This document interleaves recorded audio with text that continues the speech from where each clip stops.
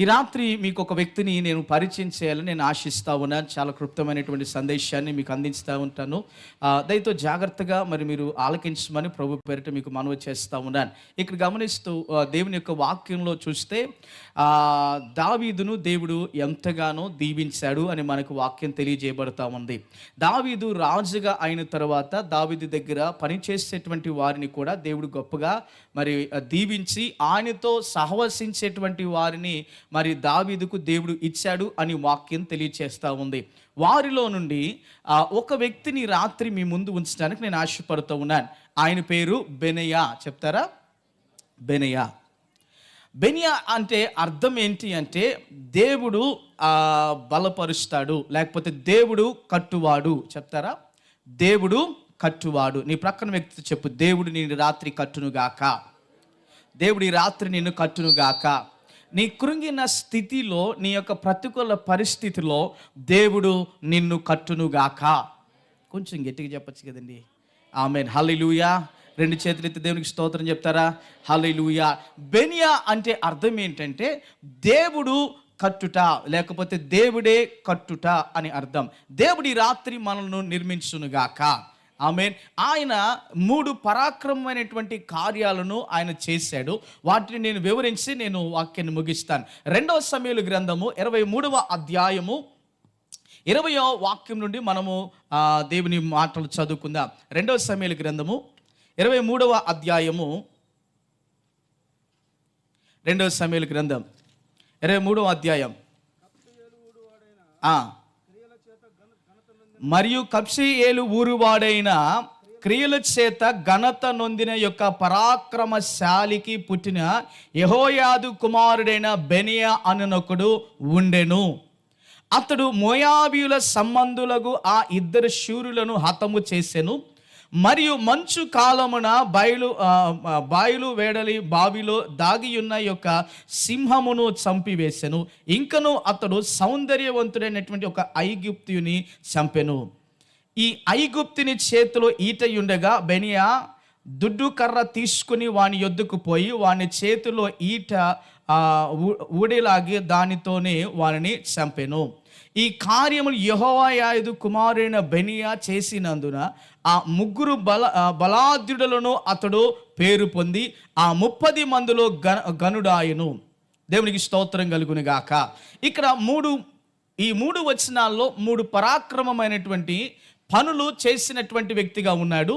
అయితే ఈ బెనయా యొక్క చరిత్రను ఒకసారి మనం గమనిస్తూ ఉన్నట్లయితే ఆయన యొక్క తాతగారు ఆయన గమనిస్తే పరాక్రమం కలిగినటువంటి వాడు.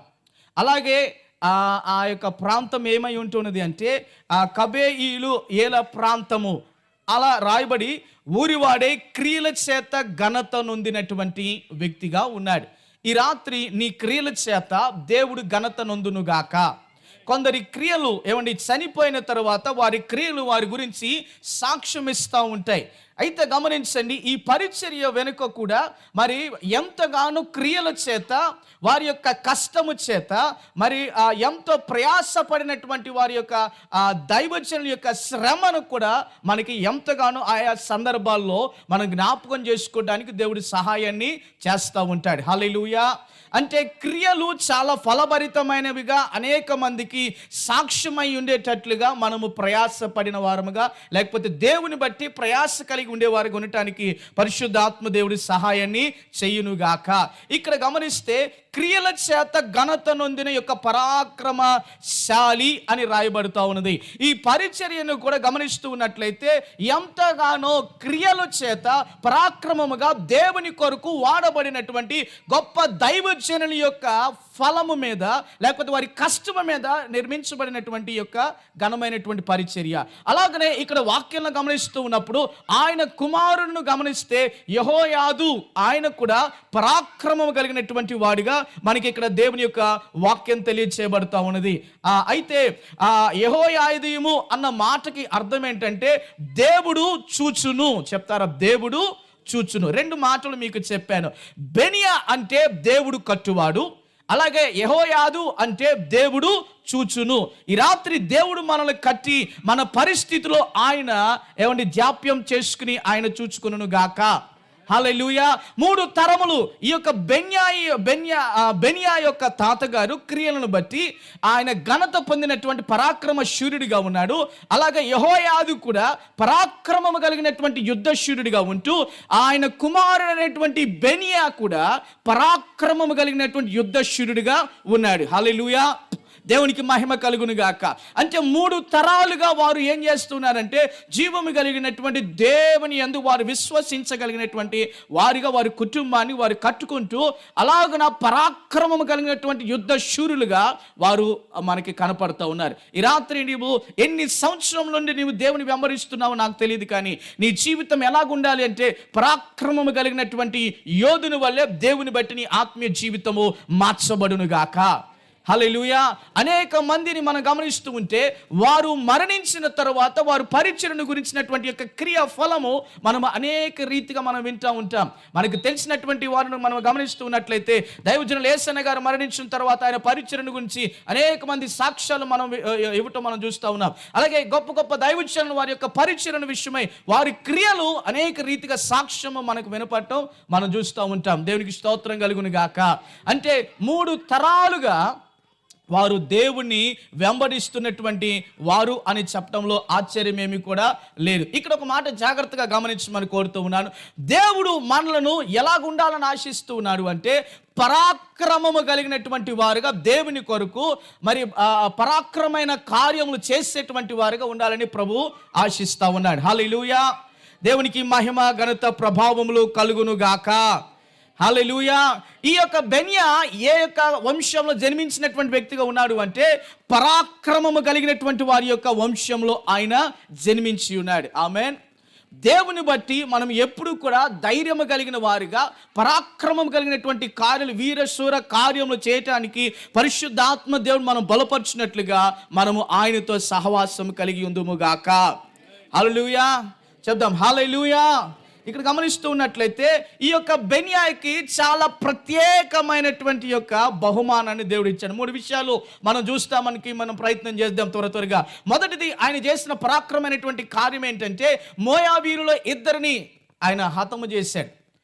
వారికి ఉన్నటువంటి వారి యొక్క వ్యవహార అలవాట్లు ఏంటంటే వారు చాలా భయంకరమైనటువంటి యొక్క పరిస్థితులు ఆ 2 జీవితాల్లో ఉన్నాయి. ఒకటి గమనిస్తే వారు వ్యభిచారపు దుష్ట మనస్సు కలిగినటువంటి వారు, అలాగే విగ్రహారాధన అనేటువంటి యొక్క ఆ విధానంలో వారు జీవిస్తూ ఉన్నటువంటి వారు. అంటే వారిని ఏం చేస్తారు, పరాక్రమైనటువంటి విధానంలో వెళ్తూ ఉన్నప్పుడు దేవుడు ఏం చేస్తాడంటే ఏది దేవునికి అయిష్టమైనటువంటిది ఉంటూ ఉన్నదో దానిని దేవుడు ఏం చేస్తాడు, ముందు సదును చేస్తాడు. హల్లెలూయా.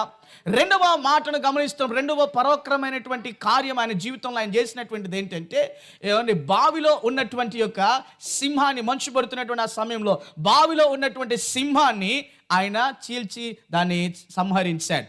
మొట్టమొదటిగా బైబిల్లో ఎవరు సింహాన్ని చంపిన వ్యక్తిగా ఉన్నాడు అని ఆలోచన చేస్తే ఎవరండి? ఎవరు చెప్పండి? ఎవరు? దావీదు కంటే ఇంకొంచెం ముందు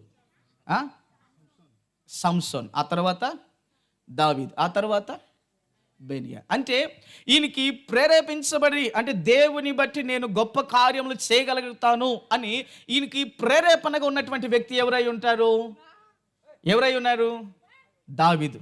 ఆ దావీదు జీవితంలో ఆ సవాలైన కార్యము లేకపోతే ప్రోత్సహించడానికి కలిగి ఉన్నటువంటి ముఖ్య ఉద్దేశమైన వ్యక్తి ఎవరై ఉన్నారు?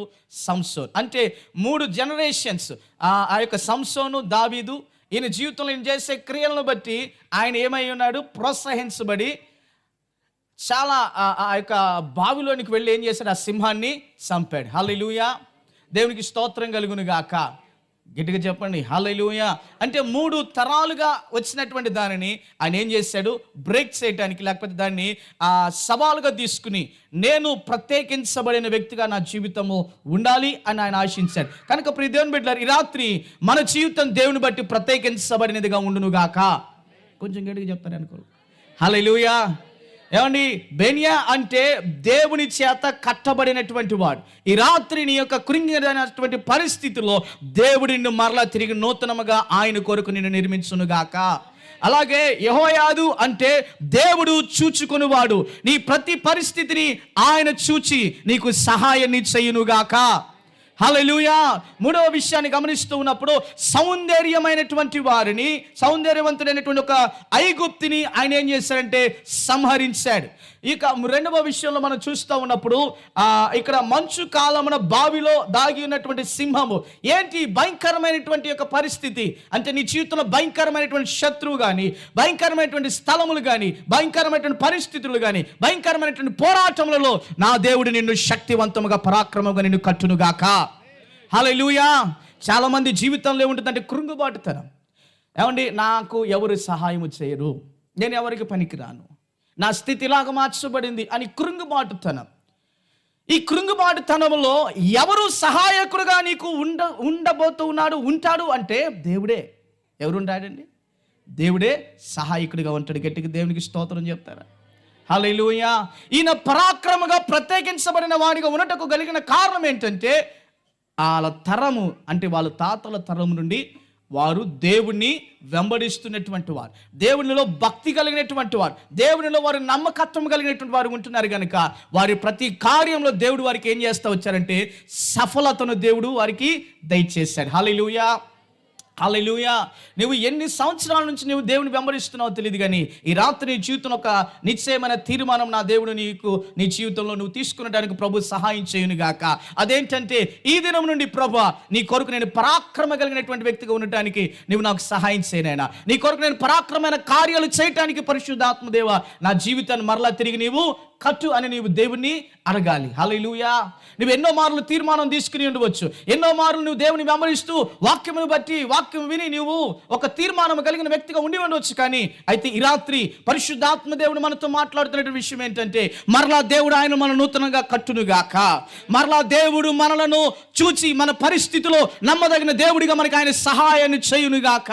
దావీదు దగ్గర ఉన్నటువంటి యొక్క సైన్య బృందంలో ఈయనను ప్రథమునిగా ప్రత్యేకించబడిన వ్యక్తిగా, సైన్యాధిపతిగా, అలాగే తన దేహాన్ని కాపాడేటువంటి వాణిగా ఈయన బెన్యాను దావీదు ఏర్పాటు చేసుకున్నాడు. అలాగే నీవు అనేకుల కొరకు ప్రార్థించే వ్యక్తిగా, ప్రత్యేకించబడే వ్యక్తిగా, ప్రభు విషయమై ఇదిగో అనేక మందిని నీవు దేవుని రాజ్యము కొరకు సంపాదించే వ్యక్తిగా, అనేక మంది జీవితాలను నువ్వు కట్టేటట్లుగా నీవు ఈ రాత్రి తీర్మానం తీసుకుని వారి కొరకు నువ్వు ప్రార్థించడానికి పరిశుద్ధాత్మ దేవుడు మనకి సహాయం చేయునుగాక. హల్లెలూయా. 3 విషయాలు చూసాం. ఇక యెహోయాదు అంటే దేవుడు చూచుకునేవాడు, బెనియా అంటే దేవుడు కట్టువాడు. ఈ రీతిగా పరిశుద్ధాత్మ దేవుడు మనల్ని కట్టునుగాక. హల్లెలూయా. హల్లెలూయా. కృంగిబాటులో ఉన్న నీవు నీ జీవితాన్ని ఈ రాత్రి నీవు దేవునికి నీవు మరలా తిరిగి సమర్పించగలిగినట్లయితే పరిశుద్ధాత్మ దేవుడు ఆయన నీ జీవితాన్ని మరలా తిరిగి కట్టునుగాక. హల్లెలూయా. ఈ రాత్రి నువ్వు తీర్మానం తీసుకుంటే మిక్కలు అనుకున్న సమయం, ఈ సమయం పోతే మరలా నీ జీవితంలో మరలా తిరిగి రాదు కనుక ప్రియ దేవుని బిడ్డలారా, ఒక మాట నువ్వు దేవుని అడుగుతావా, అయ్యా నా జీవితంలో నువ్వు జ్ఞాపకం చేసుకో, నా జీవితాన్ని మరలా నువ్వు తిరిగి కట్టు అని నువ్వు దేవుని అడగగలిగితే నీ జీవితాన్ని దేవుడు బాగు చేసి అద్భుత రీతిగా ఆయన కొరకు పరాక్రమం కలిగినటువంటి కార్యాలు చేసే వ్యక్తిగా దేవుడు నిన్ను తిరిగి కట్టునుగాక. ప్రభు తన మాటలు దీవించును, ఆశీర్వదించునుగాక. సమయం ఇచ్చినటువంటి దైవజనులకు ప్రత్యేకమైన హృదయపూర్వక వందనాలు తెలియజేస్తూ ఉన్నాను. Thank you.